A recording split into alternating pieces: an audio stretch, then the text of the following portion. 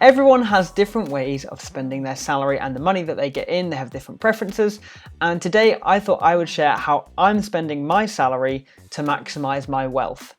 So this is everything, like a generalization in terms of percentages on kind of where it goes and what I do with it and how I spend it, basically. So hopefully you enjoy. You'll have to let me know how you spend yours in the comments down below and if yours is any different to mine. First and foremost, one of my biggest priorities right now is to save towards buying a house. So I am maximizing out my lifetime ISA every single year. I've already done a few videos on lifetime ISAs before, which you can check out somewhere up there. And I think they're a really, really good tool because it's a guaranteed 25% back on your investment in terms of the bonus. And then you can potentially get some interest on top if you're using a cash one, or you can get some investing returns if you're using a stocks and shares lifetime ISA. So this for me is one of the biggest priorities that I have at the moment, especially until I'm in a position where I want to buy a house and I'm able to buy a house and I kind of know where I want to be. So this is like one of my main priorities at the moment, and that's why I allocate 19.6% of my salary each month to ensure that I'm maximizing out the lifetime ISA every single year so that I'm making the most of those gains. Second up, we have my self-invested personal pension. So this is something that I've very recently set up, and I've transferred all of my old workplace pensions into my SIP. So this is with a provider called Close Brothers. I mean, there's loads of different providers out there, but I chose them because they have quite a lot of choice, and also they have some very low costs and some low fees. So that's why I've decided to go to them. And I just think for me, like in terms of building up that compound interest, and the more that I can contribute to this on an earlier basis, then the better position that I'm going to be in. So 11.7% of my salary every month goes towards my SIP, and this has only started from this month, by the way. So it's not like something I've been doing for a long time. It's just something I've got around to doing recently, is to kind of setting up the SIP and making sure that I'm contributing to it, because it's another potential way which will help me a lot further down the line. So, I mean, do any of you guys have a SIP? Let me know in the comments down below, or if you're planning to get one. I think it's a really, really good tool. And again, this is something which again is going to help me when I'm a bit older and, you know, ready to retire. So that's another priority for me.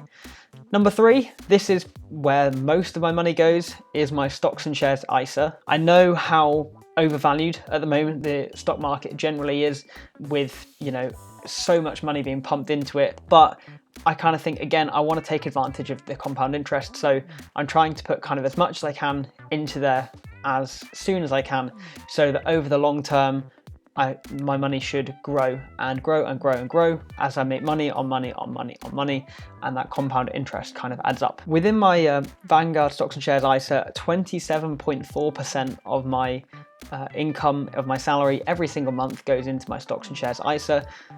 I'm lucky in the fact that I'm able to contribute that much to the stocks and shares ISA, because I think this is possibly the best way for me to grow my money. And I think obviously you could argue that maybe I could put more into the SIP than into the stocks and shares ISA, but I kind of want a balance. And with the SIP, I don't like how it's locked away until you're 55 and you literally can't access it whatsoever.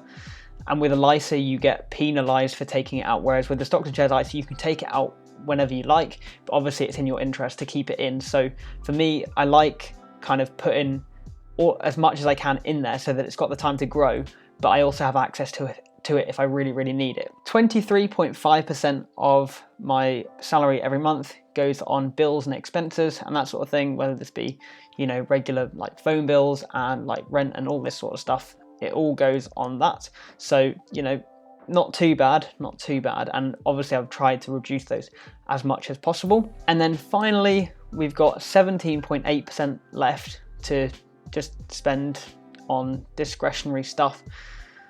Like, I'm not a very big spender, to be honest with you, and I try and kind of minimize my expenses where possible. And I think this is kind of where I can put some additional money if I need to, whether it be like birthdays or Christmas presents, or I don't know, anything that crops up. I've got that kind of to spare, because I don't want to be, you know, putting everything away so that I don't have anything left at the end, because obviously I still need some kind of money to enjoy myself, I guess, and do some hobbies and socialize and all the rest of it. So that's kind of where I'm at the moment. Overall, then 58.7% of my overall kind of income every month is kind of, I guess, invested. It's saved or invested in across the different accounts that I've got. So I personally think that that's pretty good. Like, I'm really happy with where I'm at the moment. I've managed to kind of get on top of everything, sort it all out. What's your kind of plan? Where are you at the moment? And I think the thing is for me that it'll probably change further down the line. I mean, right now I'm in a position where I don't have kids, I'm not married, and I don't have anything like that to worry about. So for me at the moment, it makes sense for me to kind of build up as much as I can while I have the time, I guess, and the resources to do so.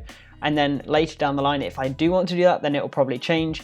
Maybe as I get a bit closer to my retirement date, I will increase the contributions to my SIP. But for now, I think I'm pretty happy. So you'll have to let me know in the comments what you think about kind of how I'm spending my money and whether you think that I'm doing okay. And yeah, hopefully this was a good little insight, and I will see you in the next video.